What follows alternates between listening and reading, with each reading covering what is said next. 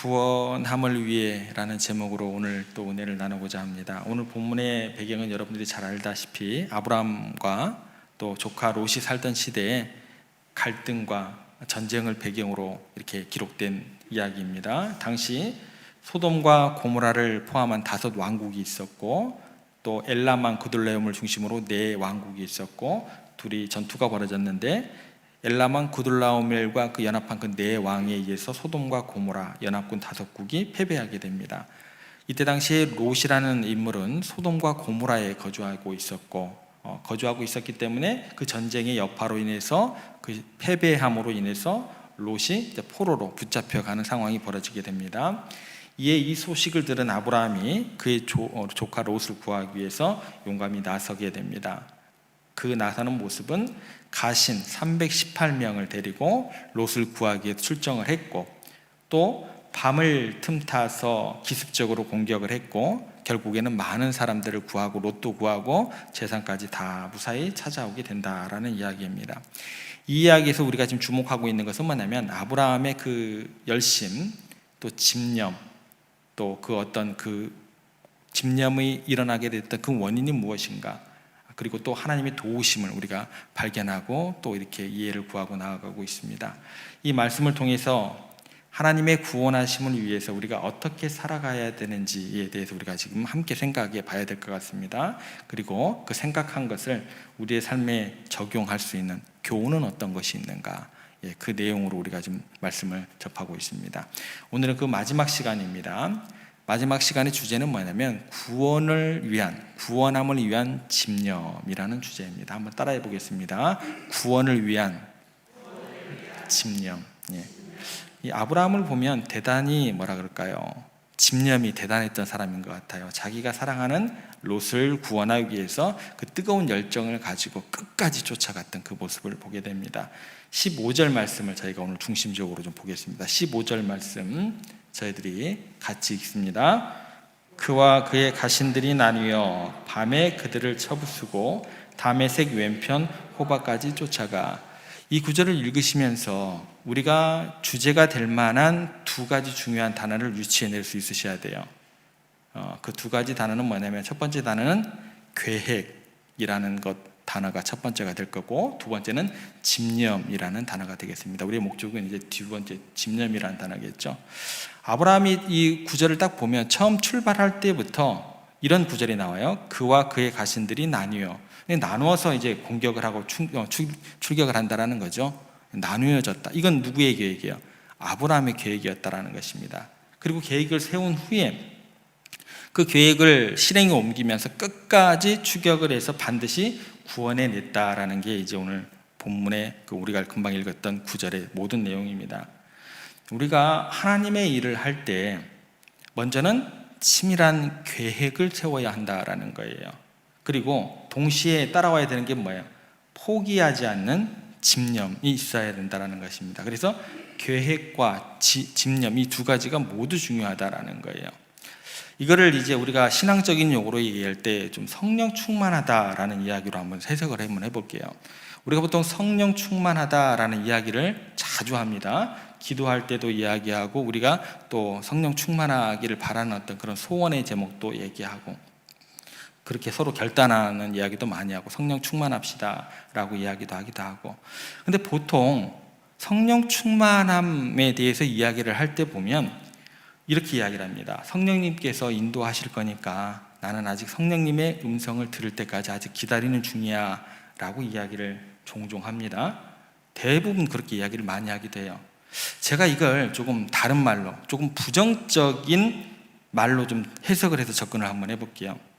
나는 어떤 음성도 듣지 않았기 때문에 나는 아직 계획이 없어 라는 이야기도 돼요.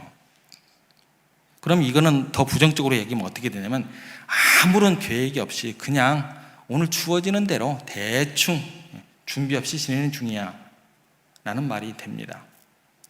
이건 전혀 성령 충만하고 거리가 먼 내용이에요. 뭔가 음성을 기다리고 있다라는 어떤 그런 전제하에 나는 성령에 대한 어떤 음성을 기다리고 있어 라는 그 전제로 시작하는 것 같은데, 결과적으로는 뭔가 결과가 매끄럽지가 못해요. 이건 뭔가 잘못 접근된다라는 거예요.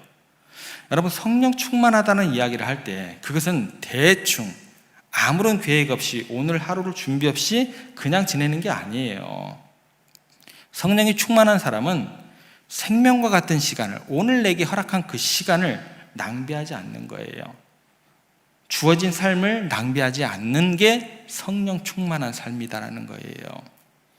정밀하게 계획을 짜야 되는 것이고, 자기 인생을 통해서 어떻게 하면 하나님을 기쁘시게 할까 고민하는 사람이 뭐예요? 성령 충만한 사람입니다. 뭔가 음성이 들어올 때까지 계속 기다리는 것 자체는 성령 충만한 게 아니에요. 내가 하나님 앞에서 어떻게 오늘 하루를 기쁘게 올려드릴까? 새벽부터 나오셔서 말씀 가지고 고민하고 기도하는 게 뭐예요? 그게 성령 충만한 거예요. 그래서 어떻게 하는 거예요? 늘 깨어서 근신하면서 기도하면서 하나님의 뜻을 살피는 사람이 뭐예요?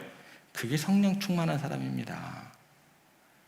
우리 인생도 이렇게 하나님께 드려져야 된다라는 거예요. 하루하루 그냥 아무런 계획 없이 살아가면서 그때그때 그냥 임기응변으로 그렇게 잘 버티는 것 같고 유용하게 그 시간이 쓰여지는 것 같지만, 인생의 긴 여정에서 결정적인 순간에는 우리가 낭망하게 되고 그렇게 귀하게 쓰임을 받지 못하게 된다라는 거예요.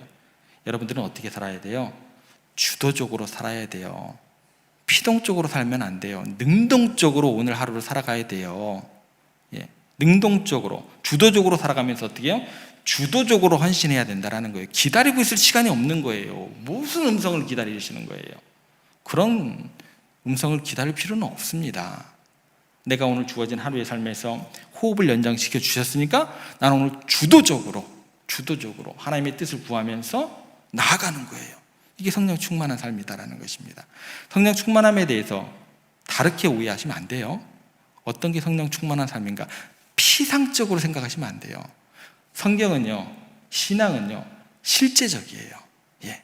뭔가 뜬구름을 잡으시면 안 돼요. 항상 성령의 인도하심에 의지하기 위해서 계획을 안 세운다라는 것은 뭐냐면 어리석은 일이다라는 거예요.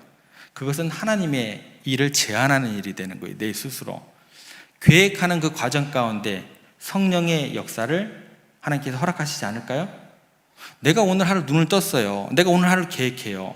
그 계획하는 그 시간 가운데 하나님의 성령의 역사가 안 하시냐는 거예요. 그렇지 않다라는 거예요. 치밀한 계획을 짜면서 우리가 기도하는 마음으로, 간절한 마음으로 그렇게 짤 것이고, 기도한 후에는 성령의 인도하심에 민감하도록 언제든지 열려있는 마음으로 또 기대하고 또 그렇게 삶을 열심히 살아나가게 된다는 것입니다. 그래서 여러분들 평상시에 해야 되는 게 뭐예요? 기도와 묵상과 훈련을 철저히 해야 하는 이유가 여기 있습니다. 평상시에 하는 거예요. 평상시에. 그리고 내게 주어진 일은 오늘 내가 최선을 다해서 열심히 뛰는 거예요. 그게 성령 충만한 거예요. 뭐 성령 충만한 시간 따로, 음성 듣는 시간 따로, 이게 아니다라는 것입니다. 오늘 여러분들께서 성령 충만한 삶을 살고 이곳에 오신 줄로 믿습니다. 각자의 삶의 자리에서, 가정에서, 또 부엌에서 만나는 사람들 가운데 그렇게 성령 충만한 삶을 사시고 오늘 당당하게 또 하나님의 위로를 얻기 위해서 이 자리에 오신 거예요. 축복합니다. 성령 충만하다는 말은 또 다른 의미로 이렇게 접근을 하셔야 돼요. 계획이라는 단어가 성령 충만한 가운데 들어갔고, 두 번째는 무슨 단어가 남았어요? 집념이라는 단어가 남았습니다. 자기 인생을 함부로 낭비하지 않기 때문에요, 내가 계획을 세운 일에 대해서 어떻게 해요? 어떤 방해가 있다 할지라도, 어떤 좌절이 와도 포기를 해요, 안 해요? 포기하지 않습니다. 도전하는 인생이에요. 그게 뭐예요? 그게 성령 충만함입니다. 미국의 소매상협회에서 세일즈맨의 거래 실적과 집념의 상관관계를 연구를 했다고 합니다. 그래서 연구 결과를 발표했는데 굉장히 흥미롭습니다. 보통 세일즈맨들이 이제 물건을 판매할 때 한 번 권하는 사람들이 거의 대부분이라고 이야기를 해요. 한 번 딱 권하고 안 산다고 하면 그냥 주저주저하고 그냥 좌절하고 그냥 포기하고 그냥 가는 사람이 있는데, 이런 사람들이 48%에 해당한다고 합니다. 한 번 권하고 그냥 됐다 뭐 이렇게 되게 내가 아쉬운 게 뭐가 있다고 계속 매달리냐, 그게 48%래요. 두 번 권하는 사람이 있는데 이 사람들이 이제 25% 사람들이, 그리고 세 번 권하는 사람들이 15%였다고 합니다. 그러면 나머지가 몇 프로가 남는 줄 아세요?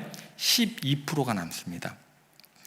세일즈맨들 중에서 4번 이상 권하는 사람들이 있었는데 이 사람들이 12%에 불과했다라는 거예요. 근데 놀라운 사실은 뭐냐면 4번 권유한 사람이 12%에 불과하지만 이 사람들이 전체 물건의 80%를 다 처리를 했대요. 다 팔았대요. 80%를. 그러면 나머지 20%는 누가 파는 거예요? 예. 나머지 88%의 사람들이 그 나머지 20% 갖고 나눠 가진 거예요. 예. 우리가 구원함을 위해서 하나님의 일을 하기 위해서는 어떠한 상황이 와도 아무리 낙심하고 괴로워하는 순간이 와도 포기하지 않는 집념이 있어야 된다는 거예요. 끝까지 도전하고 싸워서 성취하고 그런 결단이 우리 가운데 주어질 수 있어야 된다는 것입니다. 하나님께 쓰임받는 사람, 우리 이걸 다시 다른 말로 바꾸면 뭐라고 해요? 성령 충만한 사람이죠. 하나님께 쓰임받는 사람의 공통적인 특징은 뭐냐면 처음에는 뭐를요? 계획을 세움에 있어서 철저합니다. 그리고 그 계획을 실행함에 있어서는 끝까지 포기하지 않고 노력하는 것, 이런 모습들이 중요하다는 거예요. 대충 계획 없이 되는 대로 진행하다가 쉽게 대강대강 하다가 쉽게 포기하고 이건 성령의 역사가 아닙니다. 성령 충만한 사람은 뜨거운 열정을 가지고 그렇게 노력하는 모습으로 나오게 되어 있다. 기억하시기 바랍니다. 아브라함이 가신을 나누고 밤을 타서 기습 공격을 감행했습니다. 기습 공격이 될 수 있었던 이유는 뭐냐면 상대편이 도저히 상상할 수 없었던 추격이 있었기 때문에 그게 기습이 된 거예요. 설마 여기까지 쫓아오겠어? 그 먼 곳까지 소수의 인원으로 쫓아올 것은 아무도 생각하지 못했다라는 거예요. 그것도 밤에 쉬지 않고 추격할 것은 더더욱 생각을 못했다라는 것입니다. 그 정도로 남들이 생각하지도 못할 작전을 아브라함은 구상하고 있었고, 그걸 구상한 것으로 끝인 것이 아니라 진짜 그 밤에 행동으로 옮기고 단 옆에 호박까지 쫓아가가지고 그 일을 이루었다라는 거예요. 구원의 역사를 이루었다라는 것입니다. 결국 그 결과는 사람들과 재물까지 다 찾아오는 구원의 역사가 이루어졌다라는 것입니다. 하버드 대학 교수이자 신시내티 대학 총장을 역임했던 워너 베니스라는 분이 계십니다. 리더십 전문가입니다. 서던 캘리포니아에서 총장 경영학과 교수를 했던 분이 리더십 학회의 초대 학장을 했던 분인데, 이분이 이런 실험을 했습니다. 유명한 CEO 500명을 조사를 했어요. 그 중에서 비약적으로 성장한 탁월한 경영인 90명을 따로 뽑아서 3년 동안 이렇게 면접을 한 결과 그들이 성공한 비결을 3가지로 이렇게 요약을 했습니다. 그 첫 번째가 뭐냐면 비전이 있는 사람이었어요. 남들이 약간 이상하다고 생각할 정도로 큰 꿈을 가진 사람들, 목표가 분명한 사람들이 그 첫 번째 비전을 가진 사람들이었다, 특징이었고, 두 번째는 뭐냐면 찰그머리 같은 사람. 뭐예요? 오늘 얘기하면 끈기의 사람들. 절망적인 상황이 와도 어떻게 해서든지 벌떡벌떡 일어나서 끝까지 쟁취할 때까지, 이룰 때까지, 하나님이 주실 때까지 매달리는 그런 노력을 했던 사람들. 마지막이 뭐냐면 세 번째 특징은 예수님을 주인으로 모신 사람이었다라는 것입니다. 이 사람들은 하나님의 뜻이 뭔가에 집중을 하고 물건이든 계획이든 모든 것을 하나님 뜻대로 헌신했던 사람들이다. 이렇게 3가지로 이렇게 내용을 정리를 했던 그런 내용이 있습니다. 여러분, 하나님께 쓰임 받기를 원하신다면 두 번째가 뭐예요? 포기하지 않는 이런 집념이 있어야 돼요. 끈기가 있어야 돼요. 절대로 쉽게 포기하면 안 된다는 것입니다. 그리고 예수님을 주인으로 모시고 그분이 반드시 위대한 일을 이루실 것이라고 믿고, 아무리 힘들어도 외로워도 아무리 내가 이해가 지금은 안 돼도 다시 한번 일어남으로써, 도전함으로써 집념을 가지고 그렇게 승리의 자리로 나아갈 수 있는 우리가 되어야 한다라는 것입니다. 그래서 우리나라 속담에 무슨 얘기가 있어요? 10번 찍어서 안 넘어가는 나무가 없다. 이걸 성경적으로 해석하면 오늘 말씀이 되겠죠. 10번 찍으세요. 찍으셔야 돼요. 안 찍고는 아무런 역사가 안 일어나세요. 그냥 하나님께서 내게 사인 주실 때까지 기다려야겠다. 아무런 역사 안 일어납니다. 하시는 가운데 사람을 통해서, 사건을 통해서, 순간을 통해서, 마음을 통해서 하나님께서 역사하시는 거예요. 구원을 위해서 끝까지 추격하고 도전하는 아브라함처럼 집념이 있어야 된다라는 것입니다. 성경에 보면 이 비전을 가지고 목표를 이루기 위해서 끊임없이 집념을 가지고 도전했던 사람들의 공통적인 특징이 계속해서 나옵니다. 예를 들면 중풍병이 걸려있던 사람이 있었어요. 너무나 안타까워가지고 친구들이 왔어요. 너무 병이 심하니까 자기 친구들이 평상체로 메고 예수님께 갔어요. 딱 예수님이 있는 곳에 가니까 어떤 일이 벌어지게 되냐면 사람이 너무 많아요. 뚫고 들어갈 수가 없어요. 그러니까 이 사람들이 어디로 올라가요? 지붕 위로 올라갔습니다. 지붕으로 올라가서 지붕 다 뜯었어요. 남의 집 지붕을 다 뜯었어요. 그리고 그곳에 내렸다라는 거예요. 예수님이 그들의 믿음을 보시고 감탄하시면서 치유해 주셨다라는 거예요. 수로보니게 헬라인은 자기 딸이 흉악한 귀신이 들렸을 때 예수님께 낫게 해달라고 간청을 하러 갔습니다. 그랬더니 예수님께서 뭐라고 얘기를 하셨냐면 자네의 떡을 취해서 개들에게 주는 것이 마땅치 않다. 무슨 취급한 거예요? 예수님께서 개 취급한 거예요. 개 취급한 거예요. 그런데 그녀가 뭐라고 했어요? 그 말을 듣고 난 다음에 야, 너도 별 수 없구나. 예수라고 해서 내가 소문 듣고 왔는데 이분은 사랑 하더니 네가 무슨 뭐 사랑의 전도사냐. 웃기고 있네. 너밖에 없냐? 다른 데 갈란다 하고 갔어요? 안 갔습니다. 뭐라고 해요? 주여 올소이다마는 개들도 주인의 상에서 떨어지는 부스러기를 먹나이다. 나 개 취급이 더 좋다라는 거예요. 그래도 나 내 딸 포기할 수 없다라는 거예요. 제발 낫게 해주세요. 끝까지 집념을 가지고 매달렸다라는 것입니다. 그 집념에 예수님께서 감동해서 이 말을 하였으니 돌아가라. 내 딸에게서 귀신이 나갔느니라. 그녀의 딸이 나음을 얻었다라는 것입니다. 한 명의 불쌍한 과부가 있습니다. 재판장에 가서 내 억울함을 좀 풀어달라고 기도할 때 재판장이 뭐라고 해요? 너무 매일 와서 괴롭히니까 내가 저 간청함으로 인해서 들어주리라.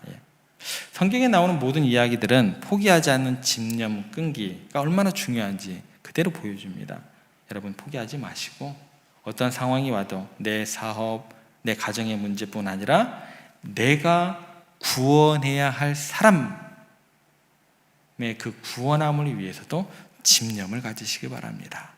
그것이 믿음이고 그것이 우리들이 따라가야 될 신앙의 길이다라는 것입니다. 끝까지 집념을 가지고 그 길을 가는 우리가 되었으면 좋겠습니다. 그런데 목사님, 집념을 가져야지 한다고 그게 가져지나요? 어떻게 하면 포기지 않는 뜨거운 열정이 생길까요? 라는 그런 질문이 생기게 돼요. 그것은 뭐냐면 사랑하는 길밖에 없어요. 사랑이란 단어밖에 그 해결점이 없다라는 거예요. 사랑할 때 사람은 엄청난 집념이 생기게 되어 있다는 것입니다. 캐논 인버스라는 영화가 있습니다. 거기에 예노라는 인물이 있어요. 예노가 이제 처음에 태어날 때 사생아로 태어나게 돼요. 그래서 불효한 환경 속에서 바이올린을 연주하면서 꿈을 이루기 위해서 노력을 하게 됩니다. 그래서 밤이 되면 한 번도 얼굴을 본 적이 없는 아버지가 물려준 그 바이올린을 가지고 아버지를 그리워하면서 연주를 합니다. 어느 날 라디오에서 흘러나오는 음악을 듣게 돼요. 소피라는 세계적인 피아니스트 여성이 연주를 하는 것을 듣고 감명을 받게 됩니다. 갑자기 마음속에 큰 꿈이 생기고 그녀와 함께 협연을 하겠다는 열망을 갖게 됩니다. 그런 열망을 가지고 낮에는 이 사람이 했던 일이 돼지를 키우는 일을 했어요.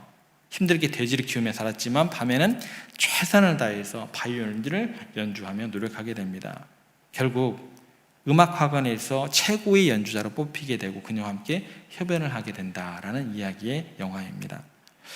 여러분들께서 어느 날인가 예수님과 함께 그분의 영광스러운 신부가 되어서 그분과 사랑에 빠지게 될 날을 생각하시기 바랍니다. 그걸 생각하시면서 매일매일 포기하지 않고 내가 사생아일지라도 내가 설령 오늘 돼지를 치는 돼지치기일지라도 지금 밑바닥 인생을 살지라도 내가 주님 사랑하기 때문에 나는 내 인생 포기할 수 없노라고 노력하는 열심으로 달려가는 그리스도인들이 되어야 할 것입니다. 주님을 사랑한다면 오늘 내 형편에서 내 형편이 밑바닥이다 할지라도 주님 사랑한다고 고백하면서 하나님의 도움을 갈망하면서 최선을 다하는 집념의 모든 사람들 되시기를 주님의 이름으로 부탁을 드립니다. 여러분, 아브라함은요 롯을 사랑하기 때문에 포기할 수 없었던 거예요. 다른 이유 없어요. 담에서 호박 끝까지 쫓아가서 원수를 다 갚아주는 모든 것을 되찾는 그런 역사를 이루게 됩니다. 예수님께서 얼마나 우리를 향한 그 사랑과 집념이 강했는지 우리를 구원하기 위해서 예수님께서 하늘 영광을 버리셨고 이 땅에 육신을 입고 오셨고 십자가에 피 흘려 죽임을 당하는 그 자리까지 더 나아가서 지옥에 그 영혼이 내려가기까지 우리를 구원하기 위한 열정을, 그 집념을 포기하지 않으셨다라는 것을 기억하시기 바랍니다. 그 사랑이 우리 가운데 확증된 사랑이다라는 거예요. 여러분 주위에 구원받아야 할 사람들, 또 가족들, 친족들, 이웃들을 향한 그 뜨거운 집념이 주님을 향한 그 뜨거운 사랑 때문에 다시 한번 여러분 가운데 불타오르기를 주님의 이름으로 부탁드립니다. 그 어떤 것도 여러분의 열정을 식힐 수 없을 만큼 최선을 다하시고 그렇게 이 시대를 구원해야 할 것입니다. 우리 교회가 마찬가지예요. 42년요? 숫자 중요하지 않아요. 100년 되면 뭐 할 거예요? 120년 되면 뭐 할 거예요? 우리 120년, 200년 되어도 유럽 교회나 미국 교회에 비하면 아무짝에도 그 역사를 자랑할 만한 것이 없습니다. 그래도 우리 가운데 이 공간과 이 처소와 함께하는 공동체를 허락해 주셨으니까 아무리 시대가 어떤다 할지라도, 타락할지라도 우리들의 헌신과 우리들의 기도와 우리들의 섬김으로 구원함의 역사가 우리로 통해서 일어날 줄 믿으시고 기도 가운데서 그 일을 향해서 날마다 우리의 발걸음을 성령 하나님과 동행하면서 최선을 다해서 나가는 우리가 되었으면 좋겠습니다. 이 사명감을 다시 한번 마음 가운데 새기시고 귀하게 쓰임받는 여러분들과 우리 세종의 모든 가족들 되시기를 주님의 이름으로 부탁드립니다.